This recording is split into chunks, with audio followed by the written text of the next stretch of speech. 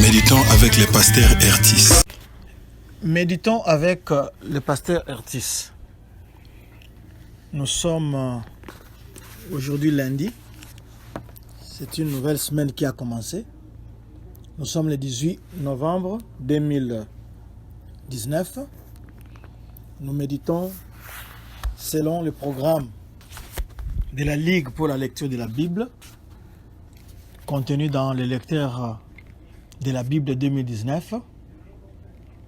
Ce programme a prévu le texte de Zacharie 14, 1 à 21. C'est le dernier chapitre de Zacharie. Nous le terminons aujourd'hui.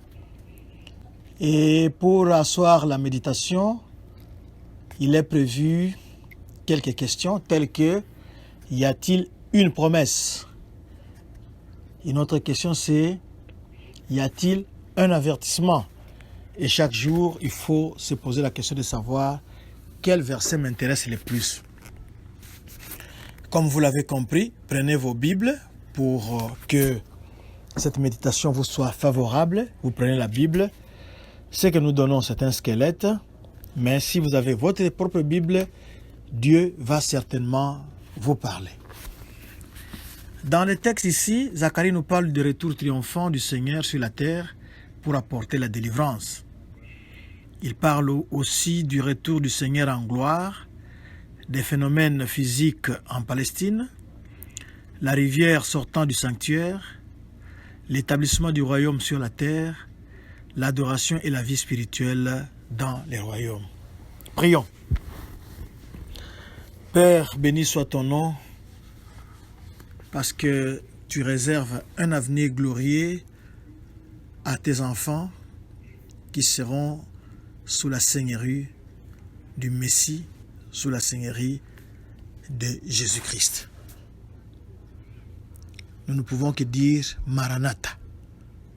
Béni ce temps au nom de Jésus-Christ. Amen. Shalom bien-aimés, que Dieu bénisse la nouvelle semaine que nous venons de commencer. Nous voulons commencer notre méditation et nous allons la commencer au verset où nous allons commencer par le premier verset. Au premier verset, nous lisons d'abord le texte pour qu'on comprenne ce qui s'y passe. Ensuite, nous allons évoluer. Nous lisons au nom de Jésus-Christ. Voici les jours de l'Éternel arrivent, et tes dépouilles seront partagées au milieu de toi. Ici, au premier verset, beaucoup de temps dans la Bible, nous sommes encouragés à bien surveiller les jours du Seigneur, à être, disons, attentifs ou sur nos gardes pour que ces jours-là ne nous surprennent pas. Qu'est-ce qui se passerait si l'on connaissait exactement la date où cela va arriver? Et si vous connaissiez cette date-là, alliez-vous vivre différemment? Sachez simplement que Jésus peut revenir à tout moment. Soyez prêts pour lui. Comment être prêt? C'est en étudiant sa parole ou les Écritures soigneusement et en faisant en sorte que nous puissions vivre ou vous puissiez vivre tel que lui le veut. Nous devons le suivre avec tout notre cœur, n'adorer que lui seul et servir les autres par amour. En ces jours-là, Jérusalem sera ruinée. Ça signifie qu'il y aura de terribles jugements qui vont se réaliser pendant la période de tribulation. On peut lire dans la Bible, il y a plusieurs textes qui nous décrivent les jours du Seigneur. Et il y a des événements qui vont accompagner le second retour de Christ. Au verset 2, « Je rassemblerai toutes les nations pour qu'elles attaquent Jérusalem. La ville sera prise, les maisons seront pillées et les femmes violées. La moitié de la ville ira en captivité, mais le reste du peuple ne sera pas exterminé de la ville. » Tiens, je vois ici, on parle du viol des femmes. C'est vraiment une vieille arme que beaucoup d'armées utilisent pour affaiblir l'ennemi. Et bien sûr, les militaires ennemis, ça donne à cœur joie pour piller les richesses des autres. Le verset 2 nous parle d'un combat ou d'une guerre contre Jérusalem. Cette guerre sera menée par toutes les nations. Et cela sera une espèce de confédération, c'est-à-dire que toutes ces nations-là, surtout parce que nous avions déjà expliqué que le monde était divisé en gentils, c'est-à-dire ceux qui n'étaient pas juifs, qui n'avaient pas d'alliance avec Dieu, et en juifs qui avaient une alliance avec Dieu.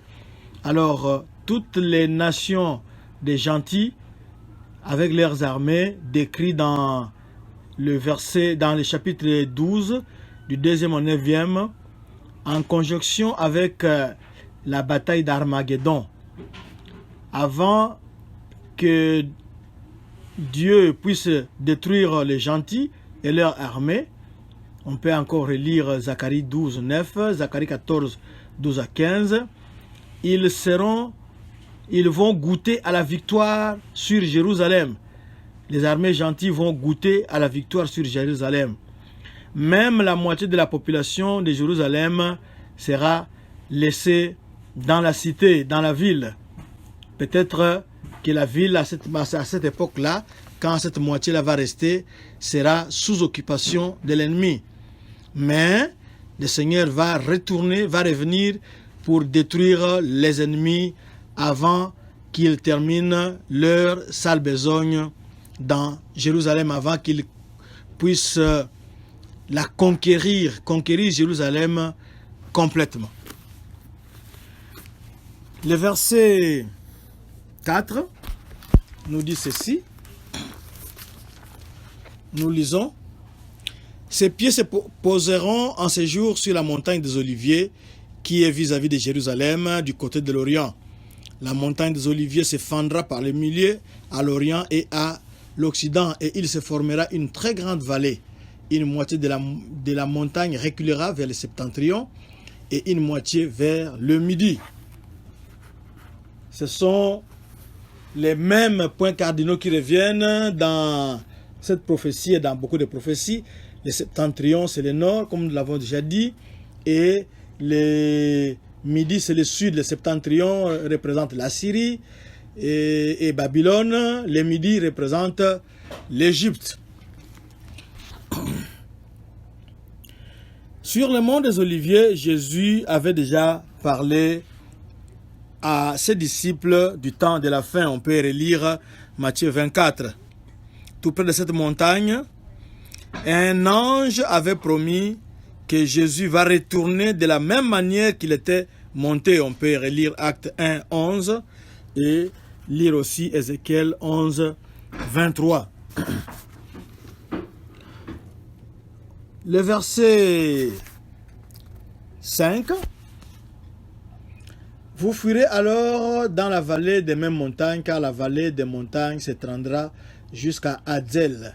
Vous fuirez comme vous avez fui devant les tremblements de terre au temps d'Osias, roi de Juda.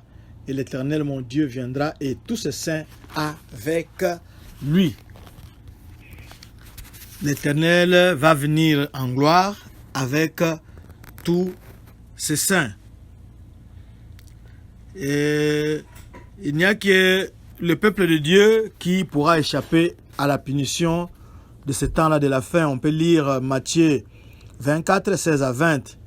Mais dans ce temps-là de confusion, Dieu saura exactement qui appartient à son peuple. Le verset 8, nous lisons le verset 8. En ce jour-là, des eaux vives sortiront de Jérusalem et couleront moitié vers la mer orientale, moitié vers la mer occidentale. Il en sera ainsi été et hiver. Été, il fait très chaud. L'hiver, il fait très froid. Et ici, on parle des eaux vives. Dans ces versets, l'on parle des eaux vives. Les eaux vives ont une source qui sera dans le temple et qui va se déverser. Les eaux vives ici, c'est par opposition aux eaux stagnantes. Les eaux, par exemple, d'une citerne sont stagnantes. Tandis qu'ici, c'est une source d'eau vive qui s'écoule. Zacharie est en train de nous montrer que les eaux vives vont sortir à Jérusalem et se répandre, une partie vers l'est, une autre partie vers l'ouest. Jésus-Christ lui-même est l'eau vive. Et cette eau vive-là, qu'est Jésus, c'est elle qui doit arroser toutes les nations. Et ses disciples sont aussi des eaux vives, et des eaux vives doivent s'écouler d'eux à cause du Saint-Esprit qu'ils ont reçu. On peut lire Jean 7, 38 et Apocalypse 22, 1 à 2. Le verset 14 à le verset 16. Le verset 16 nous dit ceci.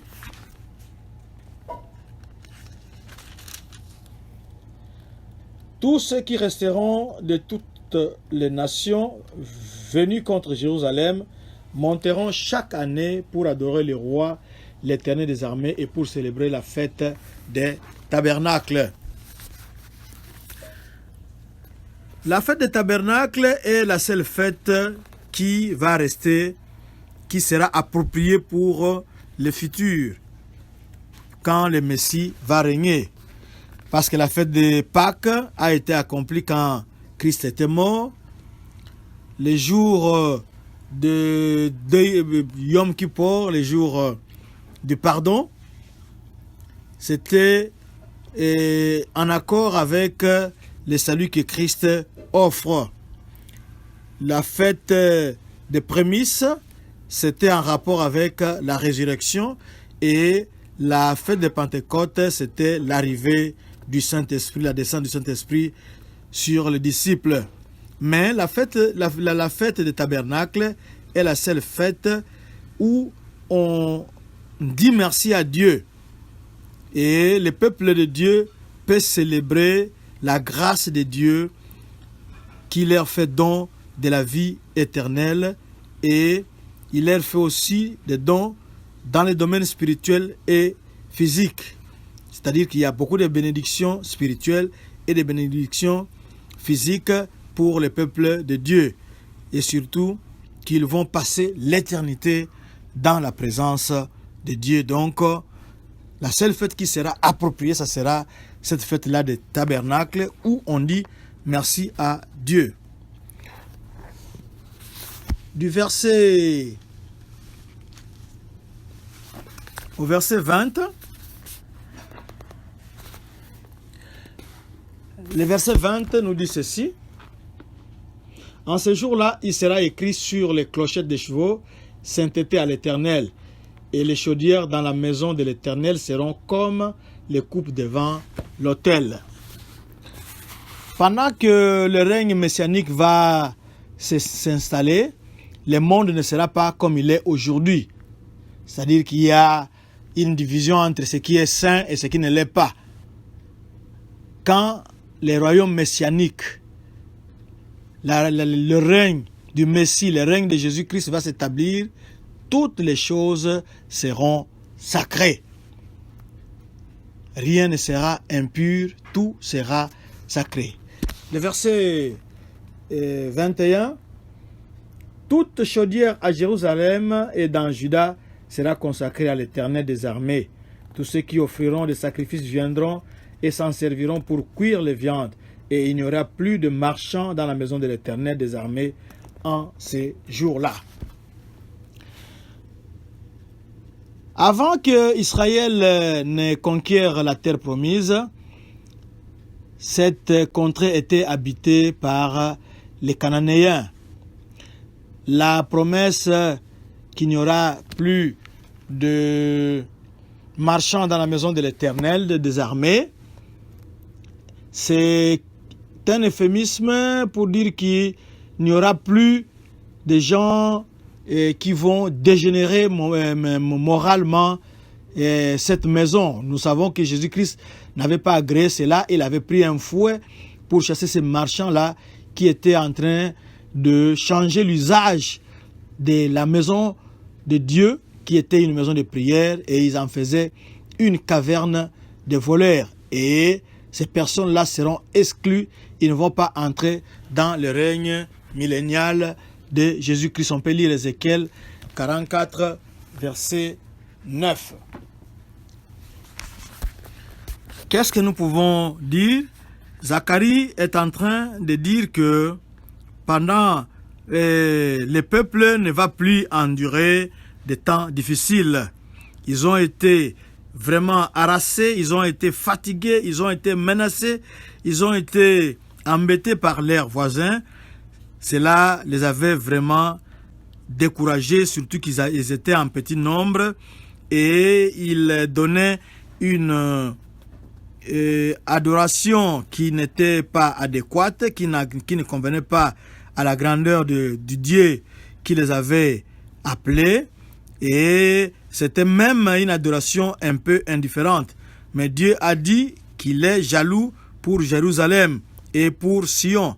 On peut lire toujours Zacharie 1, 14. Il avait promis de restaurer cette terre-là, de restaurer leur ville, de restaurer les temples. Et comme les autres prophètes, Zacharie est en train d'amasser ou de cumuler ces prophéties-là dans le présent, tout près du futur. Et il est en train de projeter cela comme une espèce de panorama. Donc il a mis ça ensemble pour que d'un seul coup d'œil, qu'on puisse embrasser toute la réalité. Dans ce message, nous avons une place pour l'espoir en Dieu. C'est-à-dire qu'il faut espérer en Dieu qui aura une complète, qui est en train de contrôler toute la situation. Toute la situation est sous son contrôle. Le monde ne lui échappe pas et c'est son Messie qui va délivrer son peuple du règne des autres peuples, des peuples qui ne les connaissent pas, et c'est son Messie qui va régner sur toute la terre. C'est ça un peu la délivrance future d'Israël. Délivrance, quand on dit Israël, il faut inclure aussi les peuples de Dieu qui est éparpillé partout et partout pour devenir un seul peuple sous la houlette du bon berger, sous la houlette du Messie. C'est la fin de notre méditation et c'est la fin aussi du livre de Zacharie, où nous avons vu que Dieu entend établir son royaume sur la terre, et ce royaume-là sera sous l'égide de son Messie, c'est-à-dire Jésus-Christ. Pour pouvoir bénéficier de cela, pour pouvoir être épargné au jour du Seigneur, le temps du salut c'est aujourd'hui, c'est de recevoir Jésus-Christ, de croire en lui et de le recevoir comme votre Seigneur et votre Sauveur, et vous serez sauvés, vous pourrez bénéficier de toutes les largesses, de toutes les bénédictions que Dieu réserve à ses élus. Nous allons prier. Seigneur, merci pour ta parole, merci parce que tu nous réserves un avenir glorieux, merci surtout de nous avoir parlé, merci aussi parce que ton Messie que nous avions rejeté, c'est celui-là même qui viendra régner. Et Merci d'accepter mon frère, merci d'accepter ma sœur, de lui faire grâce d'appartenir à ton peuple. Sois béni à examen au nom de Jésus-Christ. Amen. Nos adresses Facebook, Église Doxa Deo Lushi. YouTube et Twitter, Église Doxa Deo Lubumbashi. Vous pouvez visiter notre site web www.églisedoxadeo.com. Que Dieu vous bénisse. Shalom.